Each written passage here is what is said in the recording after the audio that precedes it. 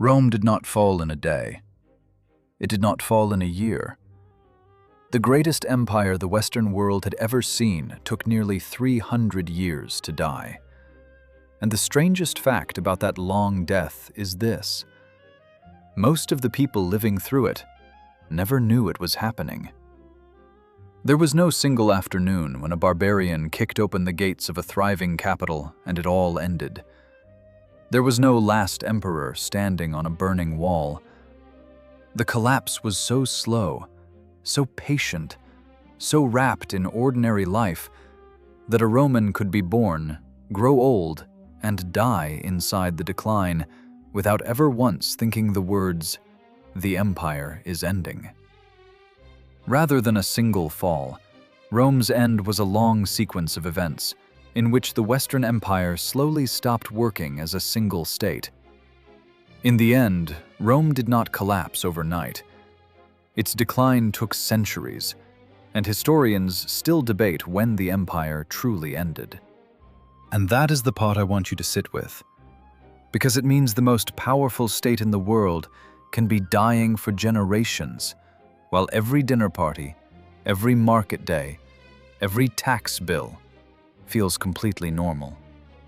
If stories like this one, the slow, human, almost invisible machinery of history, are the kind of thing you want more of, take a second to subscribe and leave a like. It genuinely helps these longer, quieter histories reach the people who'd actually want them. Now, let's go back to the moment when nobody could have imagined any of this was coming. Stand in the Roman world around the year 100, at the very top of its arc. This is not an empire that feels fragile. This is an empire that feels like a permanent feature of the planet, like weather. Its territory ran from the cold rain of northern Britain to the hot sand along the Euphrates, wrapping the entire Mediterranean Sea into what the Romans, only half joking, called our sea. Demographic studies have argued for a population peak ranging from around 70 million people to more than 100 million. To put that in perspective, at that moment, roughly 1 in every 4 or 5 human beings alive on Earth lived under Roman rule. Not 1 in 100, 1 in 4. And at the center of it sat the city itself.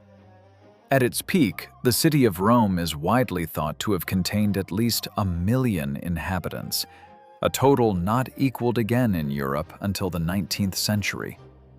Read that twice, because it's easy to skip past.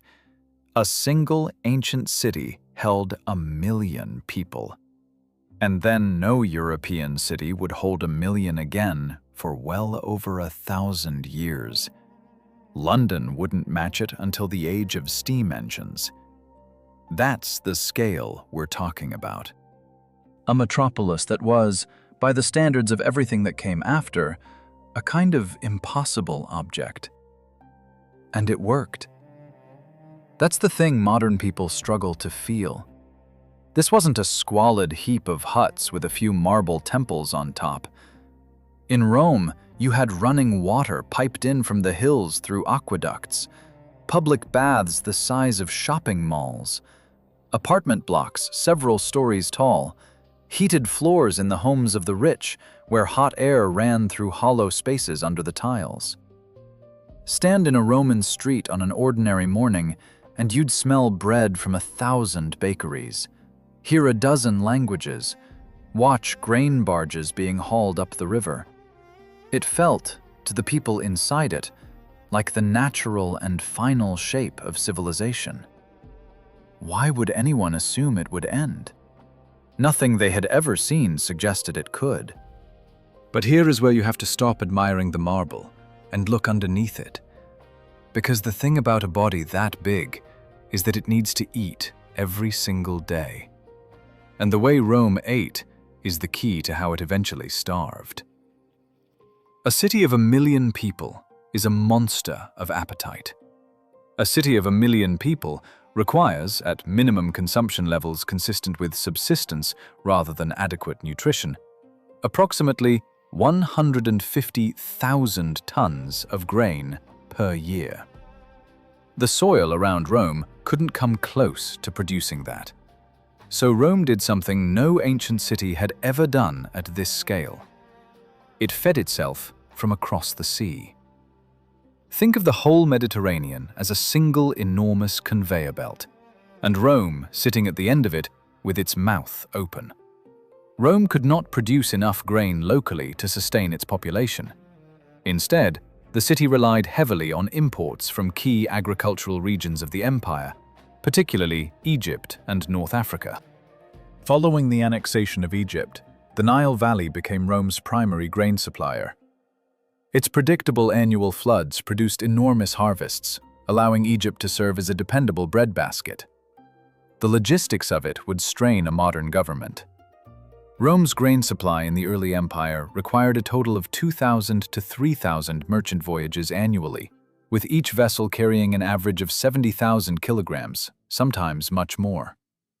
Now feel the fragility built into that. It was faster and cheaper to ship grain across the whole length of the sea than to cart it 75 miles overland, because a Roman ox cart moved at walking pace and carried almost nothing, while a single ship could swallow a small village's worth of wheat. So the entire life of the capital hung on the wind, on the sea lanes, on ships arriving on time. When they didn't, people noticed instantly. Once, when the grain ran short, the crowds besieged the Emperor Augustus in the Forum with such desperation that he barely escaped through a back door. An emperor, the master of the known world, nearly torn apart by a hungry crowd because some ships were late. That is how thin the margin was, even at the height of everything. To move all of this, the grain, the armies, the tax silver, the orders of an emperor, Rome laid down the greatest transport network the world had yet built. At the peak of Rome's development, no fewer than 29 great military highways radiated from the capital, and the empire's provinces were interconnected by hundreds of great roads. The whole comprised more than 250,000 miles of roads, of which over 50,000 miles were stone-paved. Wrap your head around that number. Enough paved and unpaved road to circle the entire planet 10 times over. Every one of those miles was surveyed, drained, layered, and marked with a stone milestone telling you exactly how far you were from the Forum in Rome.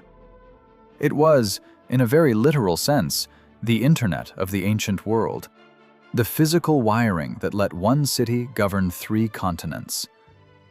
And holding it all together, at the edges, stood the legions. This was a professional standing army, drilled and paid and permanent, unlike almost anything the ancient world had seen. Its soldiers built the roads, guarded the frontiers, and, crucially, kept the whole machine pointed outward.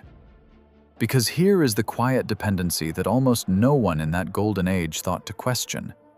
The entire Roman system had been built, for centuries, on the assumption of expansion. Conquest brought slaves, plunder, new tax-paying provinces, land for veterans. The wars paid for the wars. For as long as Rome kept growing, the arithmetic worked. But an empire eventually reaches the edge of what it can conveniently swallow. Cold forests to the north, endless desert to the south, a rival empire in the east that would not fall. And when the growth stopped, no one rewrote the arithmetic. The machine kept running as if the plunder would keep coming. It wouldn't. So that's the world at the top. Rich, confident, fed by a fragile ribbon of ships, wired together by stone roads, guarded by an army built for a kind of endless victory that was already quietly ending. Now watch how the first crack opens. And notice that it opens not on the frontier, but in the one place Rome had never solved. Rome had a problem it had buried under 200 years of good luck. It had never actually figured out how to choose an emperor. There were no elections for the throne, no clear rule of inheritance that everyone honored. No constitution that said, "Here is who rules next." For a long time it didn't matter, because a run of capable men handed power along smoothly, often adopting a talented successor rather than trusting a bloodline. The system looked stable. It was, in truth, a habit, a lucky streak that everyone had mistaken for a law of nature. And every lucky streak ends. The person who exposed the crack was, of all things, a returning army. In the year 165, Roman legions were fighting in the east against the Parthian Empire, deep in what is now Iraq and Syria. They won, and they came home carrying something no victory parade could contain: the Antonine Plague. Also known as the Plague of Galen, was an ancient pandemic brought back to the Roman Empire by troops returning from campaigns in the Near East. Described by the physician Galen as featuring symptoms such as high fever, throat inflammation, pustular rash, and diarrhea, the disease has been tentatively identified as smallpox, though definitive confirmation remains elusive. And now look at what happened next, because it is one of history's cruelest ironies. The very things that made Rome great, the roads, the ships, the constant movement of soldiers across the whole empire, became the perfect delivery system for a killer. The very infrastructure that made Rome powerful worked against it. Trade routes that had been arteries of commerce became conduits for contagion. Soldiers were redeployed across the empire by land and sea, mingling with local populations along the way. They functioned as a mobile incubator, seeding the disease across Syria, Asia Minor, Greece, and Italy. The internet of the ancient world became the plague net of the ancient world. Every advantage flipped into a liability, and it happened almost overnight. The numbers, if you trust the ancient witnesses, are genuinely hard to look at. According to the Roman historian Diocletian, the disease caused up to 2,000 deaths a day in Rome, with a mortality rate of about 25% among those affected. The total deaths have been estimated at 5 million, and the disease killed as much as 1/3 of the population in some areas and devastated the Roman army. 2,000 people a day in the city at the peak. Imagine walking through the greatest city on earth and knowing that by nightfall, 2,000 of the people you passed would be dead, and that the same thing had happened yesterday and would happen tomorrow. And it wasn't just bodies. Something broke in people's minds. It decimated the aristocracy to such a degree that town councils struggled to meet. Local magistracies went unfilled, and community organizations failed for lack of members. It cut such deep swaths through the peasantry that abandoned farms and depopulated towns dotted the countryside, from Egypt to Germany. The psychological effects were, if anything, even more profound. There's a small, haunting detail the archaeologists keep finding. The fear among Romans was so pronounced that today, archaeologists working all over the old imperial territory still find amulets and little stones carved by people desperately trying to ward off the pestilence. Little scratched charms, made by terrified hands, pressed into the palm as protection against something no one understood. You dig up a Roman field, and you find fear. Here's the emotional gut punch buried in all of this. The plague hit at the exact moment Rome felt most invincible. It arrived during the reign of a philosopher emperor, in an age later generations would look back on as a golden peace. The empire was at its widest, its richest, its most confident. And in the middle of that confidence, a thing you couldn't see, couldn't fight, and couldn't outrun walked in through the front door on the boots of your own victorious soldiers. It's chilling, and it's fascinating at the same time. because this is the first time we can point to a spot and say the ground shifted here, even if no one at the time understood what they were standing on. Now, historians argue about how much the plague really mattered, and that argument is worth pausing on, because it tells you something about how history actually works. Historians differ in their assessment of the impact of the Antonine Plague on Rome. To some, the plague was the beginning of the decline of the Roman Empire.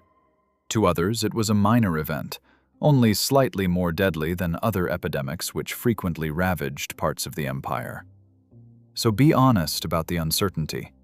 We cannot say the plague, by itself, killed Rome.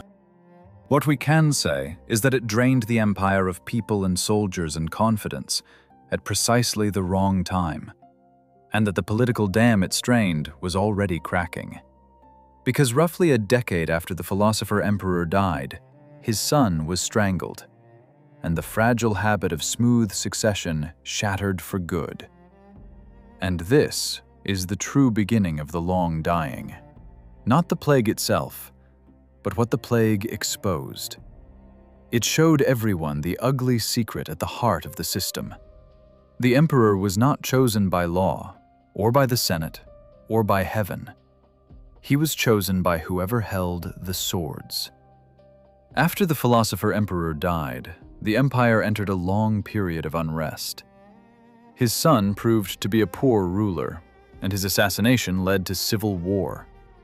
Once the army worked out that it could make an emperor, it drew the obvious and catastrophic conclusion: it could unmake one just as easily. Think about what that does to a state. Put yourself in the boots of a Roman general standing on the Danube frontier a generation later. You command 30,000 hardened men who are loyal to you personally. You pay them, you feed them, you lead them into battle. Somewhere far away sits a man in purple who calls himself your master. And a poisonous little thought begins to circulate through every camp on every frontier at once. Why him and not me? What does he have that I don't have, except a head start? For 2 centuries, no one had dared complete that thought. Now, everyone was thinking it. And the moment enough men in enough camps stopped seeing the throne as sacred and started seeing it as available, the countdown began. What came next was 50 years so violent, so chaotic, so packed with murdered rulers and collapsing money, that later Romans could barely believe their empire had survived it at all. A half-century where the throne changed hands like a knife passed around a dark room, and no one who grabbed it lived very long. The knife passed from hand to hand, and the hands kept dying. Over roughly 50 years, from the 235th year to the 284th, Rome had something like 26 men who could reasonably claim the title of emperor. And that's counting only the ones with a real grip on power. Add in the local pretenders and breakaway warlords, and the number of men who slapped on the purple somewhere in the empire climbs past 50. Now do the grim arithmetic. 50 years, 26 emperors. That's an average reign of under 2 years each, and the vast majority did not die peacefully in bed. They were killed by their own soldiers, murdered by rivals, or cut down in battle against other Romans. The throne had become the single most dangerous seat on earth. To be handed it was very nearly a death sentence with a nice robe attached. Historians call this the crisis of the 3rd century, and that clean textbook name hides something that felt, to the people living inside it, like the sky coming down. So let's not stay clean. Let's get inside a Roman household and watch one specific thing rot: the money. Because the collapse of the coinage is the clearest window we have into how an entire civilization can quietly lose its mind. Rome ran on the silver denarius, a coin a working man could recognize, trust, and hold. And when emperors last 2 years, and each one needs to pay off an army to survive even that long, you run out of silver fast. So the emperors did the thing every desperate government eventually does. They cheated. They melted down the coins and mixed in cheaper metal, then struck more coins from the same silver, so each one held a little less of the real thing. A little, then a lot. Over the course of the 3rd century, the silver content of the standard coin fell from a coin that was nearly pure silver to a coin that was, at the bottom, well under 5% silver. A bronze slug with a thin silver wash on the outside that wore off in your pocket. By the crisis years, the everyday coin was essentially fake, and everyone could feel it. Now, feel it the way a Roman felt it. You've saved coins your whole life, in a jar, the way people always have. And year by year, the state quietly tells you those coins are worth less because the new ones coming out of the mint are garbage, and everyone knows it. Prices don't creep up. They run. What cost you a handful of coins one year costs a sackful the next. Estimates for this period put the rise in prices across the century at something like 1,000%. Your life savings evaporate not because anyone robbed your house, but because the very idea of money is dissolving in your hands. Soldiers refused to be paid in the worthless coins and demanded grain and goods instead. The tax collectors stopped wanting money and started demanding wheat, oil, and cloth directly, because at least a jar of oil was still a jar of oil. The most sophisticated economy the world had ever built was sliding back toward barter, trading a chicken for a pair of shoes, inside a single lifetime. That is what the death of trust looks like. It's not dramatic. It's a jar of coins that stops being worth anything. And while the money died, the map tore. This is the part that still stuns me, because we tend to imagine Rome as a single, unbreakable block right up until the end. It wasn't. In the middle of this chaos, the empire physically broke into 3 pieces. In the west, the provinces of Gaul, Britain, and Spain simply stopped waiting for a central government that couldn't protect them and set up their own breakaway state, with its own emperor, its own coins, its own capital. Far to the east, the rich trading city of Palmyra rose up under a warrior queen and carved out a second breakaway realm that swallowed Syria, Egypt, and much of Asia Minor. And in the middle, a shrunken rump of real Rome held on to Italy and the Balkans, surrounded on both sides by chunks of itself that no longer took orders. Stand back and look at that map for a second. The empire that had wrapped the whole Mediterranean into our sea was now 3 separate countries that happened to speak the same language. The grain fleets, the roads, the tax silver, the legions, the whole machine we watched being built was jammed hard, and pointing its weapons inward. On the frontiers, Germanic peoples were pouring across the rivers because the border troops had marched off to fight each other. And in the east, a newly aggressive Persian empire did something no one thought possible.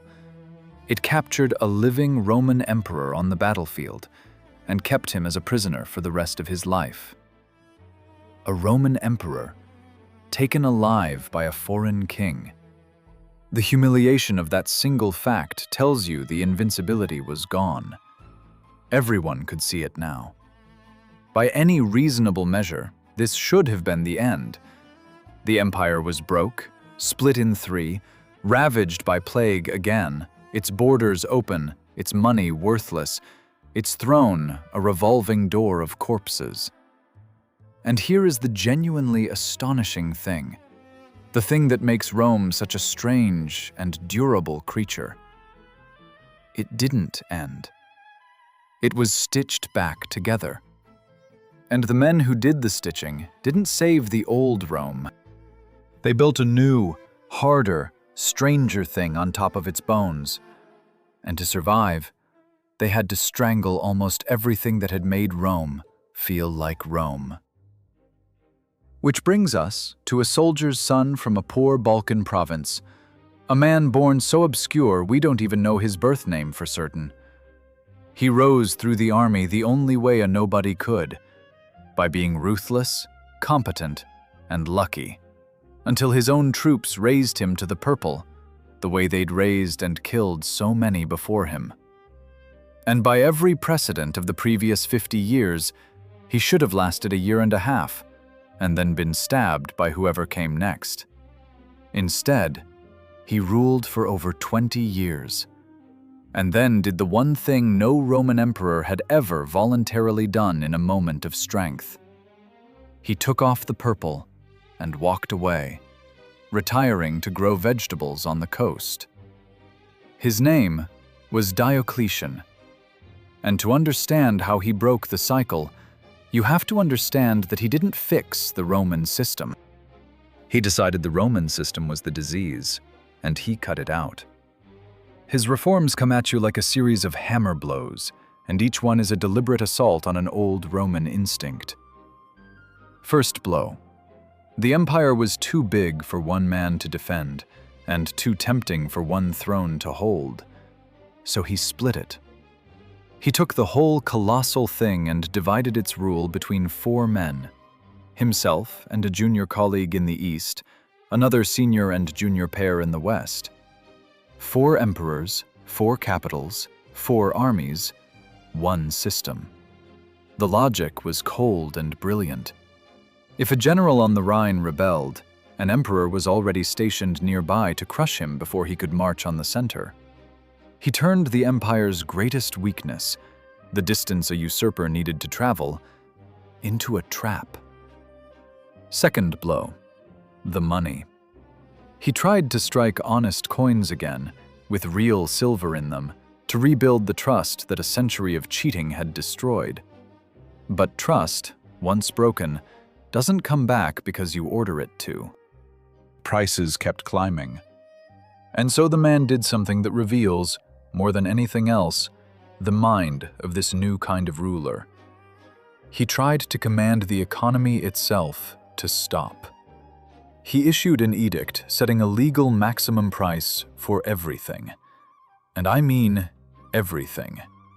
Over 1,000 goods and services were listed, each with a ceiling price fixed by law, from a measure of wheat to a lion for the games, to the daily wage of a farm laborer, to the fee for a scribe writing 100 lines.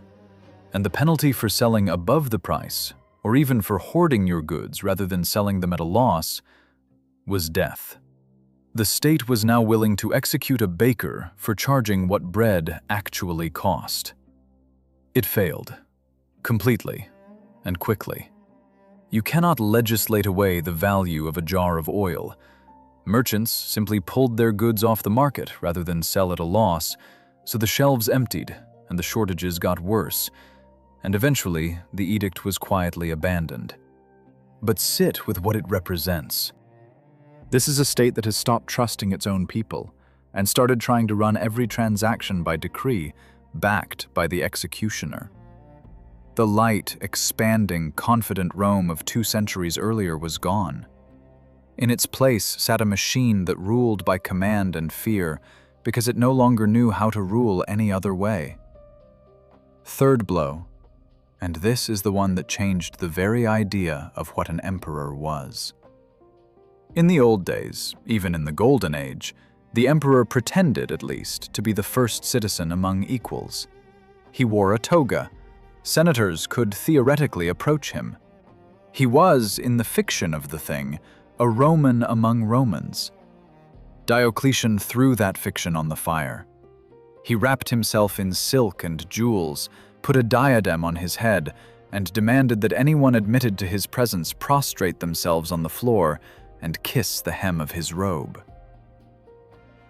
He surrounded himself with elaborate ceremony and layers of officials, making himself deliberately remote, sacred, almost divine. A distant, glittering figure most Romans would never see and could never approach. The emperor stopped being a magistrate and became a god king behind a curtain. And here's the quiet tragedy in that. To save the Roman state, he had to kill the thing that had made it Roman in the first place. The idea, however hollow it had sometimes been, that Rome was a republic of citizens and not the property of a divine master. The empire survived, but something in its soul was traded away to buy that survival, and it was never coming back. Now, all of this, the four rulers, the sacred distant emperor, the Eastern focus, quietly did something that would matter more than any single reform. It began to shift the empire's center of gravity. Diocletian himself, though a Roman emperor, spent almost no time in Rome. He ruled from the east, from a city in what is now Turkey, because that was where the wealth was, where the trade was, where the real fight against Persia was. The old capital on the Tiber was becoming a museum, magnificent, sacred, and increasingly beside the point. The heart was drifting east, and the next emperor would drag it there for good. That next man came out of the wars that erupted the moment Diocletian retired, because his beautiful four-ruler system had one fatal flaw. It depended on four ambitious men agreeing to share, and ambitious men don't share for long. Within a couple of years of the old emperor leaving, the four were at war, and out of that scramble rose a general who would win the whole thing and reshape the world while doing it.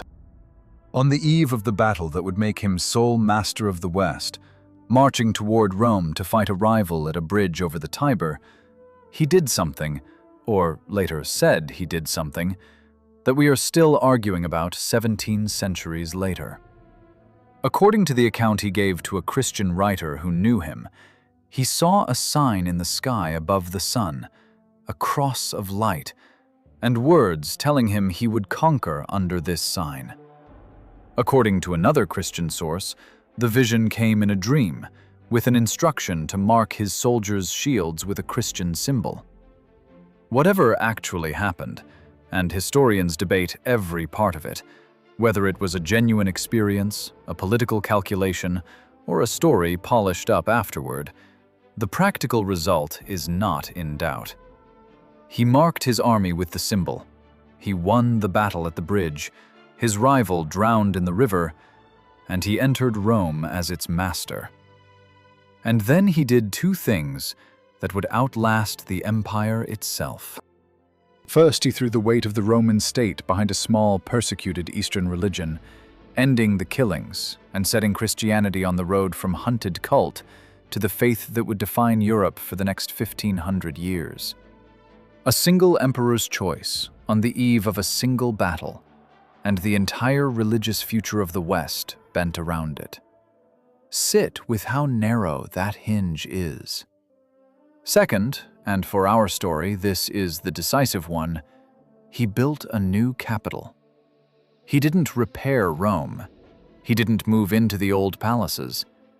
He went east, to a small Greek town on a spectacular strip of land where Europe and Asia nearly touch, guarded by water on three sides, sitting astride the trade routes between the Mediterranean and the Black Sea, close to the rich provinces and close to the dangerous frontiers that actually mattered. And there he built, from scratch, a second Rome, a new Rome, and immodestly named it after himself, Constantinople. Watch what that actually meant, not as philosophy, but as concrete and coin and people. He poured the treasury into it. He stripped statues and columns and treasures from cities across the empire to decorate it. He built a senate house to rival the old one, a great palace, a hippodrome for chariot races to keep the new population entertained. And he offered free bread, imported grain, just like the old capital, to lure a population in. And people came, the talented, the ambitious, the rich, the young man on the make who 2 centuries earlier would have gone to Rome to seek his fortune, now went east instead, because that's where the emperor was. And where the emperor is, the money and the careers and the power follow. Within a few generations, the new city would swell toward 500,000 people, while the old Rome on the Tiber slowly, quietly, began to empty out. And here is the movement I really want you to see, because it's the hidden engine under everything that comes next. The wealth of the empire began to drain in one direction: east. The eastern provinces, Egypt, Syria, Asia Minor, Greece, were the old, dense, rich, urbanized heart of the ancient world, full of cities and trade and taxable farmland. The west, Gaul, Britain, Spain, and the long frontier along the Rhine and Danube, was poorer, thinner, more rural. Its wealth concentrated in a shrinking number of vast private estates whose owners were extremely good at not paying tax. So the tax silver flowed east toward the new capital. The best administrators went east: the court, the trade, the intellectual life, the treasure. All of it slid 1,000 miles away from the city that had given the empire its name. And now feel the trap closing on the western half. Because when the empire eventually split for good into 2 administrations, a rich east and a poor west, the division of assets was brutally uneven. The east got the money, the cities, the shorter and more defensible frontiers. The west got the longest borders in the empire, thousands of miles of river frontier, facing an entire world of pressed and hungry peoples looking for a way in. And it got them with the emptiest treasury, the fewest taxpayers, and a landowning elite that would rather hide its gold than pay to defend the state. The West was handed the biggest bill and the smallest wallet. It was asked to guard the most dangerous doors with the least money to hire doorkeepers.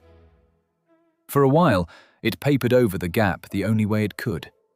If you can't recruit and pay enough of your own citizens to man the walls, you hire outsiders, the very peoples pressing on the frontier, to guard the frontier against other outsiders.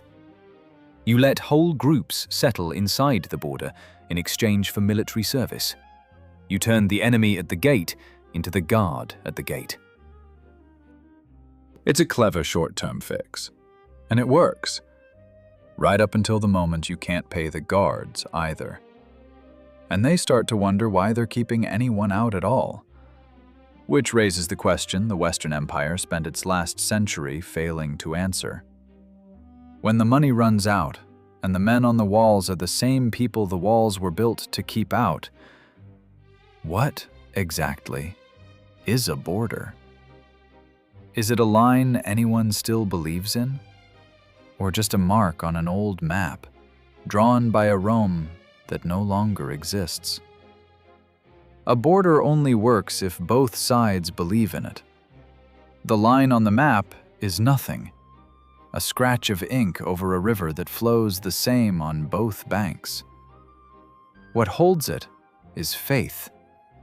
The faith of the people outside that the wall is manned and the swords are sharp, and the faith of the people inside that the state will show up if the wall is breached. For 400 years, the Rhine held because of that faith, not because of the water.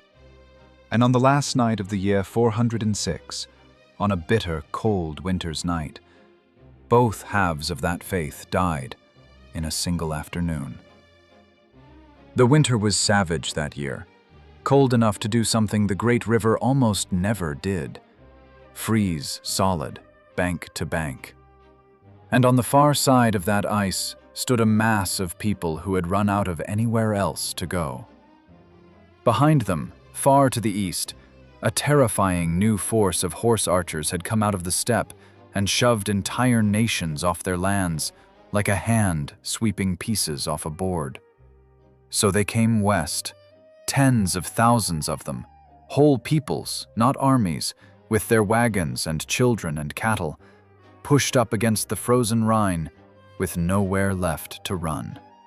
And the river, which had been Rome's wall since the age of the first emperors, was now a road, a bridge of ice, wide and hard and free. They crossed. We don't have a film of it, but we don't need one. Picture the scene by the numbers.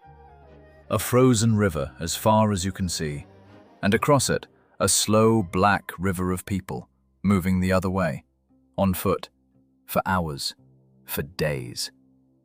There was no legion waiting on the Roman bank to stop them, and that absence is the whole story. The frontier had been a fiction for a century already. The border troops had been thinned out again and again to fight civil wars and prop up usurpers. The garrisons that remained were often locals, paid in promises, guarding a line the empire could no longer afford to hold. The wall was still on the map. It just wasn't there anymore. When the ice made a road, there was simply nobody home to say no. And once they were in, they didn't leave. They spread across Gaul and then into Spain, and the Western government, broke and distracted and fighting itself as usual, could not push them back out. The border didn't get breached and repaired. It got erased. From that winter on, there were foreign nations living permanently inside the Western Empire, carving out kingdoms on Roman soil, and the men in the palaces could do nothing but negotiate with them, bribe them, and try to point them at each other. The line was gone. And here is the quiet horror of it. The people of Gaul woke up on an ordinary winter morning, still calling themselves Romans, still paying Roman taxes, still living in Roman towns. And by nightfall, the thing that had defined them for 400 years, the safety of the frontier, had ceased to exist. Most of them didn't even know yet. But the deepest wound to Rome wasn't dealt by the people who broke in over the ice. It was dealt to the people Rome invited in, and then betrayed. A generation earlier, that same terror out of the steppe had driven another whole nation, the Goths, up against the Danube frontier in the east, begging to be let in. And for once, Rome said yes. It seemed like a gift. Tens of thousands of tough fighting men offered as settlers and soldiers in exchange for land and food. All the empire had to do was keep its word and feed them through the crossing. It didn't. The Roman officials in charge saw not a crisis of desperate refugees, but an opportunity to get rich.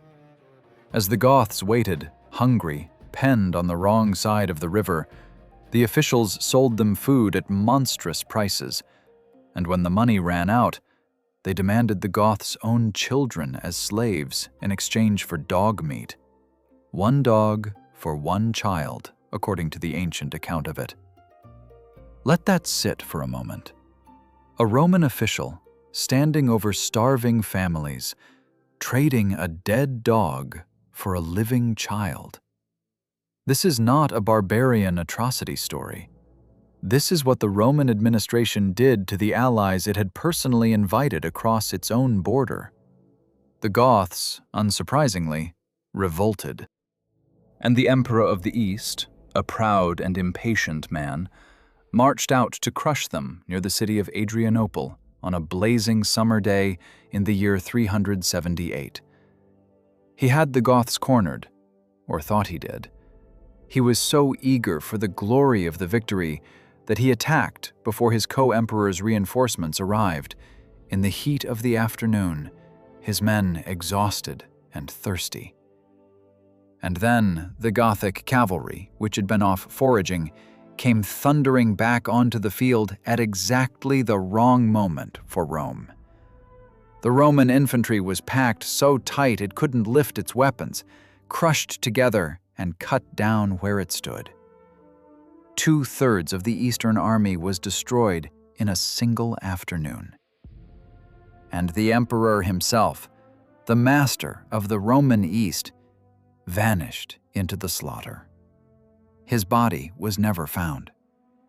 one of the two most powerful men on earth, killed on his own soil by the very people his empire had starved. And there wasn't even a corpse to bury. A contemporary Roman soldier and historian who lived through these years called it the worst defeat the Romans had suffered in centuries. It was more than a defeat. It was proof, written in the blood of an entire army, that Rome could no longer beat the people it had let inside. And those same Goths, never destroyed, never fully paid, always negotiating, always armed, wandering the empire for a generation, looking for the homeland they'd been promised and denied. Those are the people who, 32 years later, would do the thing that had not happened in 800 years. For 8 centuries, no foreign enemy had set foot inside the city of Rome. 800 years. That's longer than the gap between us and the knights of the Middle Ages. Rome had been sacked once in its infancy, and never again. It had become an article of faith across the whole known world that the eternal city simply could not be taken. And in the late summer of the year 410, the Gothic king, out of patience after years of broken promises from a cowardly Western court hiding behind its marshes, brought his people to the walls of Rome and laid siege. The city was still vast, still ringed by mighty walls. It might have held. But the machine we watched being built at the start of this story, the grain fleets, the roads, the endless supply, had rotted. Hunger did what the walls prevented. And then, one night, someone opened a gate from the inside. We don't know for certain who, or exactly why. A betrayal, a bribe, sheer desperation to end the starvation. The gate swung open in the dark, and for the first time in 800 years, an enemy army walked into Rome. For 3 days, they sacked it. By the standards of ancient warfare, it was, oddly, a restrained sack. The Goths were Christians of a sort, and they spared the great churches and many who sheltered in them. And after 3 days, they left. Buildings burned, treasure was taken, people were killed and enslaved, but the city was not leveled. In physical terms, Rome survived the sack of 410. The city was no longer even the capital. The Western court had already fled to a safer city behind the marshes and barely lifted a finger to save it. And yet the psychological earthquake was almost beyond measuring, because the unthinkable had happened. Far away in North Africa, a Christian bishop, the most influential thinker of the entire age, felt the shock roll across the empire and sat down to make sense of it. His whole world was reeling. People everywhere were crying that Rome, eternal Rome, had fallen. In the letters and sermons of the time, you can hear the disbelief, the sense that if this could happen, anything could. A monk and scholar living in the Holy Land, translating the Bible into Latin, wrote of it in raw grief, that the city which had conquered the whole world had itself been conquered, and that in one city, the whole world had perished. The whole world in one city. That's how it felt. Not the loss of a battle, but the end of the very idea that some things are permanent. In the year 476, the Emperor of the West was a boy, a teenager. He carried, by an accident of names, 2 of the grandest titles in all of history: the name of the man who founded the city of Rome, and the name of the man who founded the empire. It's as if the last Western emperor were named after both the beginning and the peak of the whole story. A child bearing the full weight of 1,000 years of names. And he had no power at all. The real power lay with a general of foreign birth who commanded the army, an army that was, by now, made up almost entirely of the very peoples the empire had once fought to keep out. When that general decided he no longer needed the pretense of an emperor, He simply removed the boy from the throne. He didn't kill him. He gave the child a pension and sent him off to live quietly on an estate on the coast. And there the boy vanishes from history so completely that we don't even know when or how he died. And notice what the general did next, or rather, what he didn't do. He didn't declare himself Emperor of the West. He didn't want the title. He sent the imperial regalia, the crown, the robe, off to the emperor in the east, in Constantinople, with a message that amounted to, "The West no longer needs an emperor of its own. You can be emperor of everything now." There was no throne left worth taking. The office had become so empty, so meaningless, that the most powerful man in Italy looked at the crown of the Western Roman Empire and decided it wasn't worth the trouble of putting on. That is how the Western Empire ended.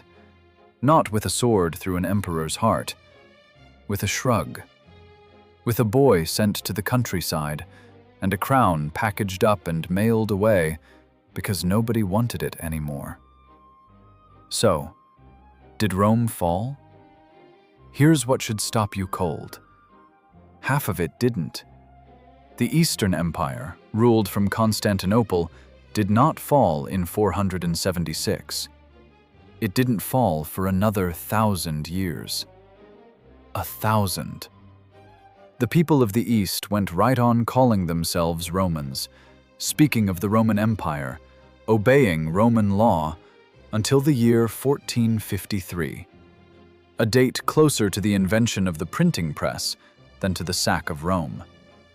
For most of human history since Augustus, there has been a Roman Empire somewhere on the map. We just stopped calling the eastern half by that name out of habit. And even in the West, where the state died, Rome didn't so much vanish as change its clothes. The church that Constantine had raised up survived the fall completely, and it kept the Latin language, the administrative structures, the very titles and organization of the empire, and carried them straight through the centuries that followed.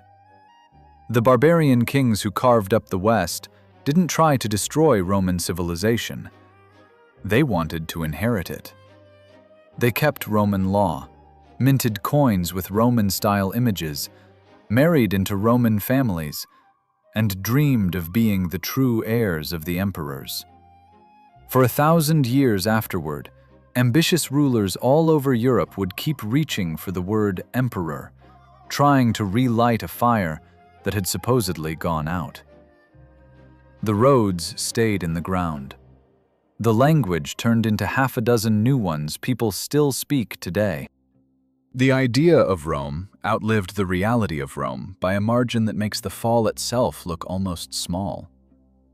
So maybe the real answer to how the greatest empire died over 3 centuries is that it never quite finished dying. Because the thing we call Rome was never only the city, or the borders, or the man in the purple. It was a way of running the world so deep and so useful that even the people who broke it wanted to keep it. The state stopped. Rome didn't.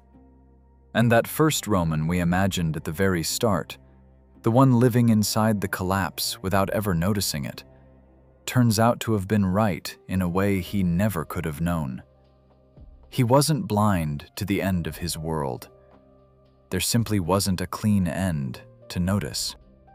He passed a way of life down to his children slightly changed, and they passed it down slightly changed again. And somewhere across those generations, a Roman fell asleep in an empire, and his descendants woke up in the Middle Ages, still speaking a Roman tongue, still praying in Roman churches, still walking Roman roads, never having crossed a single line where the old world stopped and the new one began. That's the thing I keep coming back to, the thing I find genuinely hard to shake. We want history to have moments, a gate thrown open, a city burning, a last emperor falling on a wall. But the biggest changes almost never come as a moment. They come as a slow drift you only recognize from a distance, long after you could have done anything about it. Rome didn't fall. It faded and became us. And we're still walking around inside the pieces. If you followed this all the way to the end, then you already understand these long, slow stories better than most, and I'd love to keep telling them to you. Subscribe, leave a like, and stay for the next one, because history is full of these quiet, enormous shifts that nobody noticed until it was far too late. The gate is already open. We just haven't looked up yet.